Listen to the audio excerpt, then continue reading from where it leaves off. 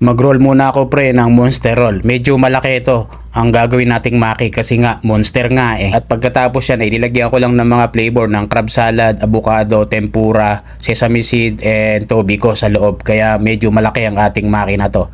And then next naman na ni-roll ko ang aming crispy California. Nilagyan ko lang siya ng crab stick, slice avocado at ng slice cucumber. And then ni-roll ko na rin pre. At lalagyan natin syempre ng crispy flakes yan. Crispy nga eh. And then ang next naman natin ni-roll ang aming mango maki at ang katana roll. Dahil parehas naman siyang may mango pero magkaiba po siya ng flavor. Yung katana roll ay may tempura shrimp na kasama at crab. At mango maki naman crab salad at mango sa loob. After nyan ay lalagyan ko lang din ng crispy ang katana. Ang mango naman ay may toppings na mango sa ibabaw. Mango nga eh. At pagkatapos ko nga ang paglalagyan ng mga toppings siya, na ikakat na po natin lahat yan sa tig 4 pieces para mailagay po natin sa ating takeaway box. Bali ito pong order na to ay regular order pero gusto ng aming boss na ilagay sa may gathering box. Kaya naman doon ko po siya ilalagay lahat. At ilalagay na nga po namin sa ating family box yan. At doon na nga natin ipoportion at lalagyan ng mga sauce at toppings mga pre. At special shoutout ko lang pala itong ating mga kaibigan na si Dexter Nang at si Boss Alex Mendez ng Dammam. At shoutout ko rin to ang aking classmate na si Alvin Gabriel